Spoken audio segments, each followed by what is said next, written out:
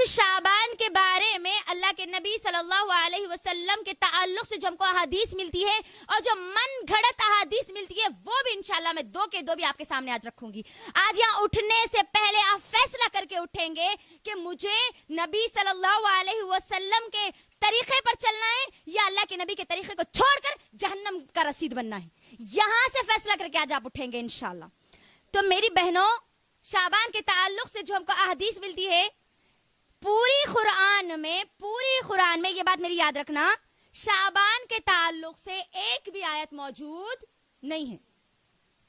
ایک بھی آیت شعبان کی فضیلت کے بارے میں موجود، یہ کلیئر کٹ ہے، یاد رکھنا یہ بات ہے. اب احادیث جو ہم کو ملتی ہے اسامہ بن زید رضی اللہ تعالی عنہ سے، اسامہ بن زید رضی اللہ تعالی عنہ کہتے ہیں یہ نسائی اور ابو داؤد کی حدیث ہے. آج کا بیان اچھے سے یاد رکھیں. ہو سکتا ہے آپ کے کسی اور کو بولنے کی وجہ سے وہ جہنم سے جانے سے بچ جائے.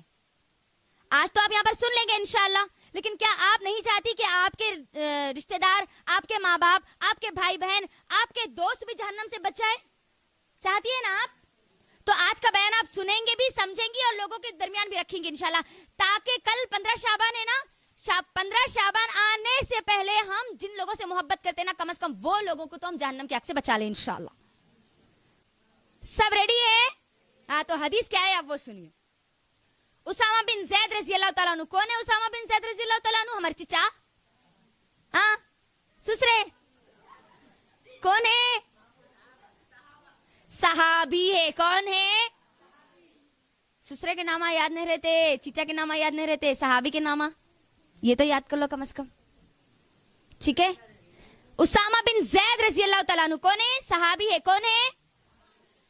اللہ کے نبی صلی اللہ علیہ وسلم سے آ کر سوال کرتے ہیں کہ اے اللہ کے نبی صلی اللہ علیہ وسلم، میں نے آپ کو دیکھا کہ آپ رمضان کے علاوہ سب سے زیادہ روزے شعبان کے رکھتے ہیں، آپ ایسا کیوں کرتے ہیں؟ سوال کر رہے ہیں، آپ غور کریے یہاں پر. اب اللہ کے نبی صلی اللہ علیہ وسلم کہتے ہیں کہ اے اسامہ بن زید، لوگ نہیں جانتے کہ اس مہینے کی فضیلت کیا ہے.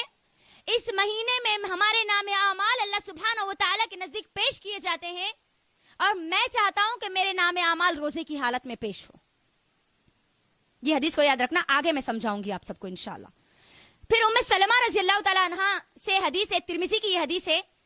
ام سلمہ رضی اللہ تعالیٰ عنہ کہتی ہے کہ اللہ کے نبی صلی اللہ علیہ وسلم کو میں نے 2 مہینے پے در پے روزے رکھتے ہوئے دیکھا سوائے شعبان اور رمضان کے. یعنی شعبان اور رمضان میں اللہ کے نبی صلی اللہ علیہ وسلم پورا مہینے روزہ رکھا کرتے تھے. بات آ گئی سمجھ میں؟ ہاں، نبی صلی اللہ علیہ وسلم اس مہینے میں کیا رکھا کرتے تھے؟ روزے رکھا کرتے تھے. اس مہینے کی سب سے بڑی فضیلت، سب سے اہم فضیلت کیا ہے؟ اس مہینے کے روزے ہیں، جو مجھ کو اور آپ کو نبی صلی اللہ علیہ وسلم نے بتلا دیے. اب اس مہینے کے تعلق سے جو من گھڑت احادیث ملتی ہے، جو آج اس دور میں نیوز پیپر کے ذریعے، اخبارات کے ذریعے، سوشل میڈیا کے ذریعے اتنی پھیلائی جا رہی، جو کہ ایک من گھڑت ہے، خود ساختہ حدیث ہے، جن کی کوئی صحیح سند نہیں ہے، جن کا کوئی صحیح متن نہیں ہے، جن کا کوئی ہم کو قرآن اور حدیث میں کوئی ثبوت نہیں ملتا. وہ کون سی حدیث ہے جو بہت زیادہ ہمارے پاس مشہور ہے شعبان کے تعلق سے؟ بہت ساری بتاؤں گی انشاءاللہ، ایک کے بعد ایک. وقت کو دیکھتے ہوئے انشاءاللہ میں تمام کی تمام چیزوں کو کور کرنے کی کوشش کروں گی. ایک من گھڑت حدیث کیا ہے؟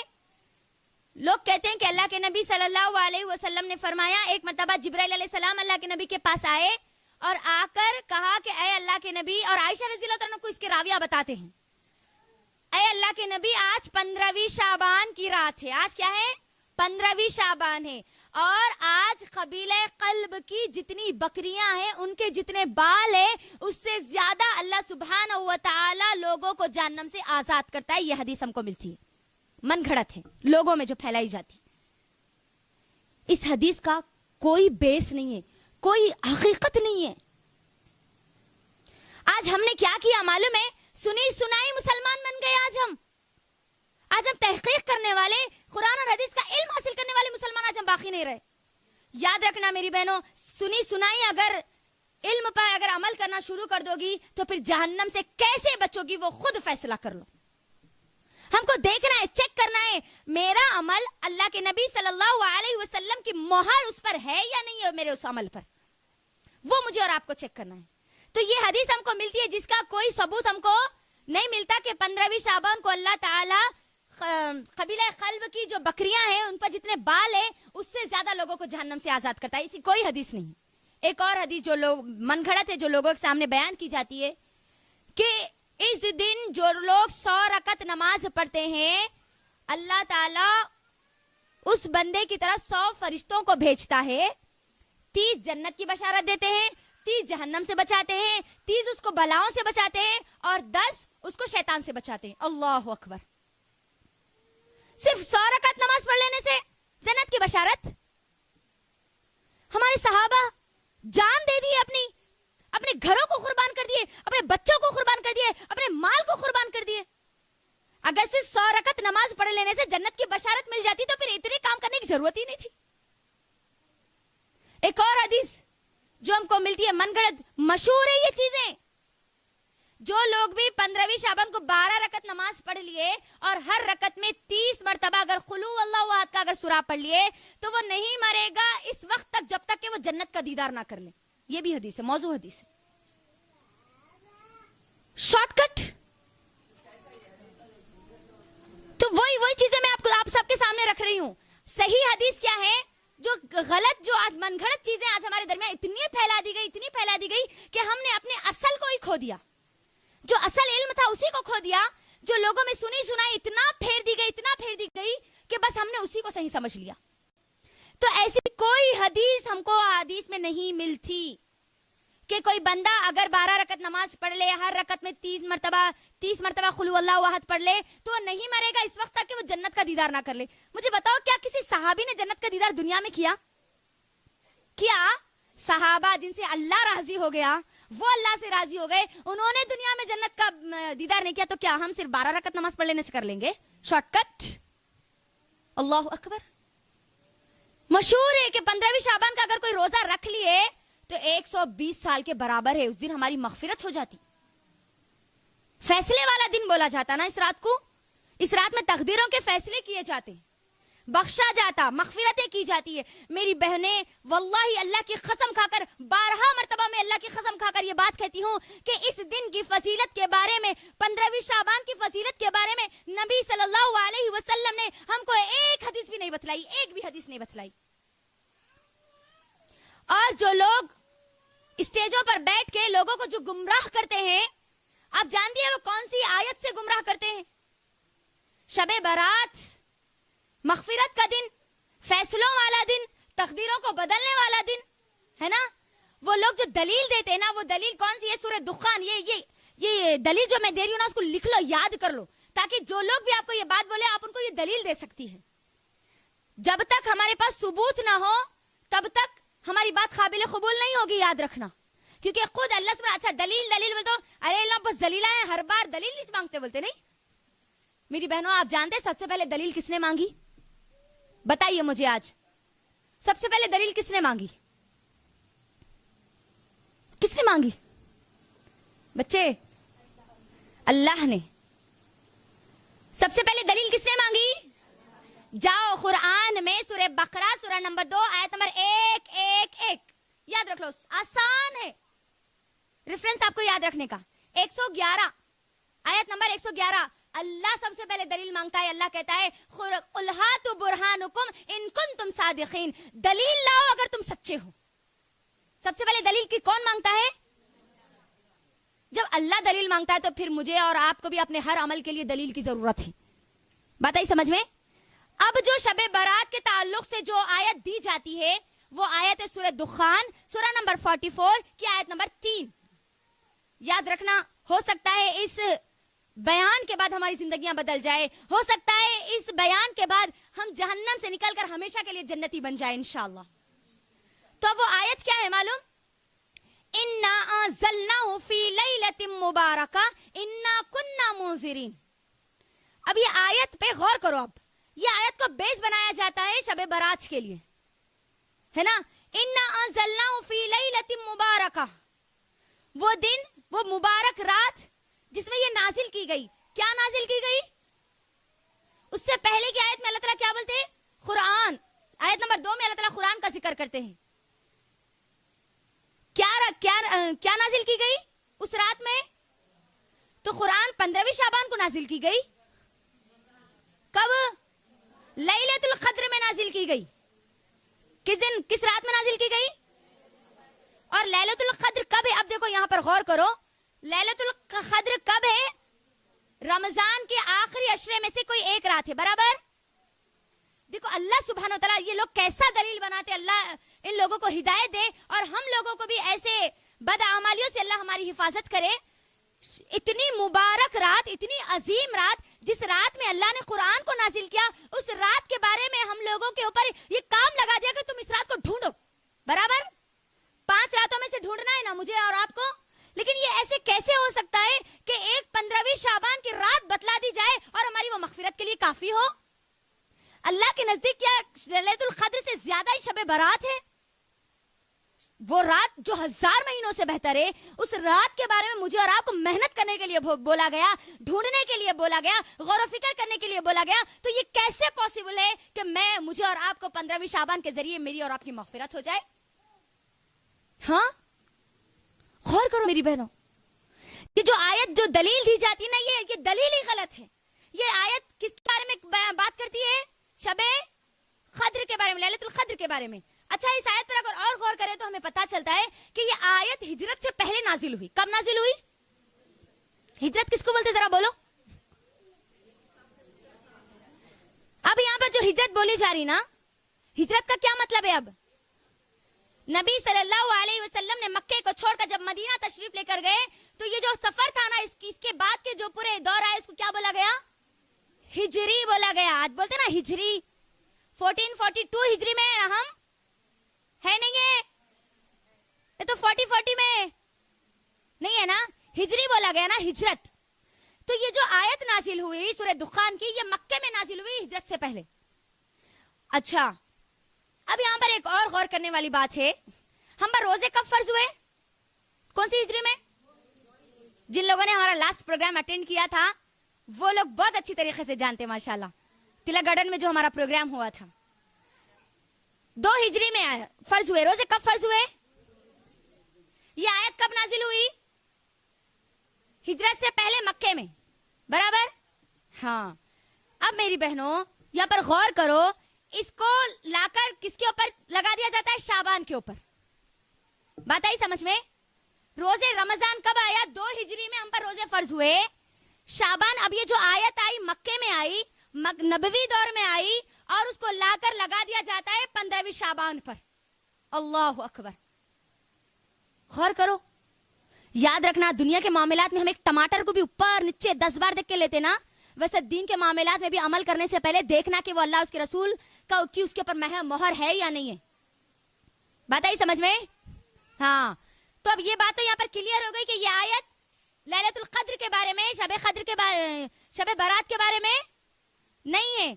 गौर से सुनना, और अगर ये पूरा बयान होने के बाद भी अगर हमारा दिल नहीं बदला, हक की तरफ हम नहीं आए, तो फिर समझ लेना कि अल्लाह ने हमारे दिलों पर मोहर लगा दी। ये बात भी क्लियर है, याद रख लेना मेरी बहनों।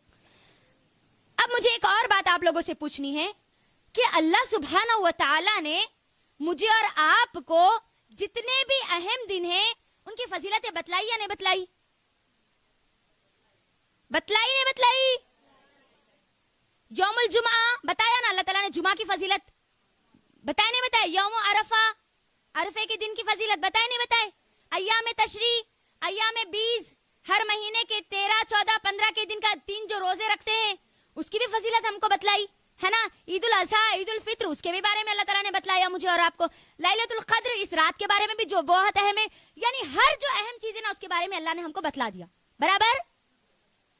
मैं आप लोगों से बात कर रही हूं, बतला दिया ना मेरी बहनों। अगर आप पूरे कुरान और हदीस का अगर मुताला करेंगे ना, तो आपको कहीं पर भी शब बारात का लफ्ज नहीं मिलेगा।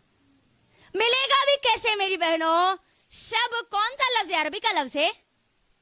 यौमुल जुमा, यौम अरफा, यौमुल हज, अय्याम बीज, अय्याम तशरी, यौमुन नहार, ये पूरे अरबी के अल्फाज हैं, है नहीं है?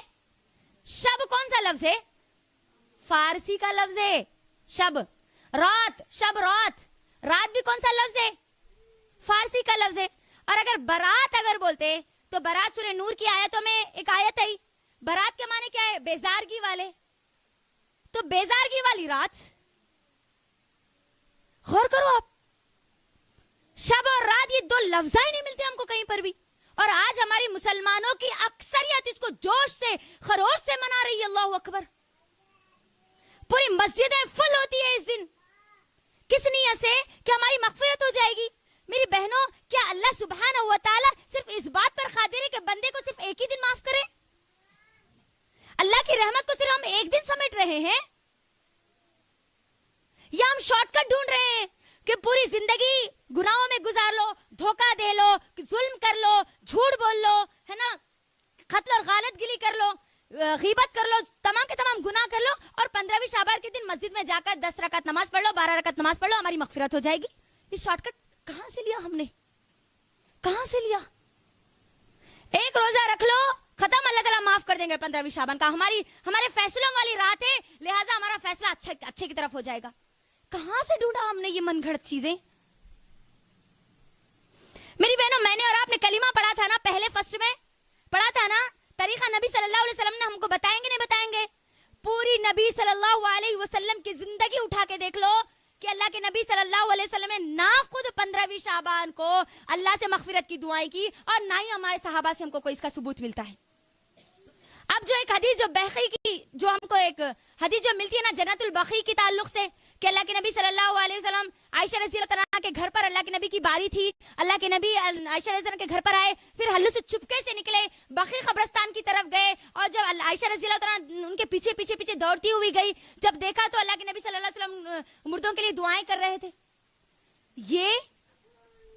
ये हदीस सही है, लेकिन 15वीं शाबान को हुई ये बात गलत है। अल्लाह के नबी अक्सर और बेशतर कभी कभार कब्रिस्तान को जाया करते थे, उनकी मगफिरत की, मुर्दों की मगफिरत की दुआएं किया करते थे। लेकिन आज हमारे पास क्या ट्रेंड बन गया मालूम, क्या कल्चर आज हम बनाते चले जा रहे कि मुर्दों को भूल जाओ, हमारे जितने मरहूमीन है ना उनको भूल जाओ, 15वीं शाबान आ रही ना, हाँ बस एक फूलों का पूरा ठेला लगे हुआ रहता कब्रिस्तान के बाजू, अच्छा 1-2 किलो फूल लेके जाओ और उनकी खबरों पे फेंक दो, खत्म बात। ये मोहब्बत है क्या? फूल डालने से हमारे मरहूमीन की मगफिरत हो जाएगी? अल्लाह के नबी सल्लल्लाहु अलैहि वसल्लम ने कब्रिस्तान को पहले तो जाने से मना किया था, लेकिन बाद में जब अल्लाह के नबी सल्लल्लाहु अलैहि वसल्लम ने इजाजत दी तो उसकी वजह क्या थी? लोग इबरत हासिल करे, देखे, समझे कि ये दुनिया मेरी जिंदगी नहीं है, मुझे इस खबर में जाना है, इस मिट्टी में मुझे दफन किया जाएगा, ये कीड़ों का घर, ये खबर, ये मेरा घर है। लेकिन हुआ क्या? उस 15वीं शाबान को मुर्दों की ईद बना दी गई है ना। अल्लाह रहम करे। मस्जिद 15वीं शाबान को फुल रहती है, और उसमें अक्सर हमारे नौजवान रहते। नौजवान, एक नौजवान बच्चा जो 5 टाइम की नमाज नहीं पढ़ता, कभी कुरान खोल के नहीं पढ़ता, उस दिन बड़ा साफ और शुफाफ हालत में पूरे जबरदस्त ड्रेसिंग करके एक अच्छा पटका बांध के मस्जिद को जाता है, गोया ऐसा लगता है जैसा कोई नया नया दुल्हा, एक नया नया मेहमान मस्जिद में जब बस दाखिल हो रहा है। जोश के साथ हम वो अमल करते, जबकि वो अमल हमारे सहाबा से साबित ही नहीं है। रमजान के रोजों का हाल क्या रहता? शाबान के रोजे का बड़ा पूरे घर में एहतमाम होता, लेकिन शाबान हमारे रमजान के 1 से 5 तक रोजे रहते, अब उसके बाद बेजारगी शुरू हो जाती। छोटे रोजे रख लेते 1 से 5 तक, फिर बड़े रोजे रखेंगे बोलते नहीं, आखिरी के है ना जी बड़े रोजे। कौन मनाए अम्मा ये बड़े और छोटे रोजे? रमजान का पूरा रोजा अल्लाह अकबर, अल्लाह बार बार कुरान में कहता है, सूरह बकरा उठाइए, अगर तुम्हारे पास ताकत है तो तुम रोजा रखो। मुसाफिर की भी जब बात की गई, बीमार की भी जब बात की गई, आगे अल्लाह सुब्हानहू तआला ने ये बात जरूर कही है कि रोजा अगर रख लो तो बेहतर है। इतना अफजल रोजे है, ये रोजे छोड़ देते हैं और एक रोजे को पकड़ कर कहते हैं कि हमारी तो मगफिरत हो गई ना, बस गारंटी है इस बात की कि हमारी मगफिरत हो गई।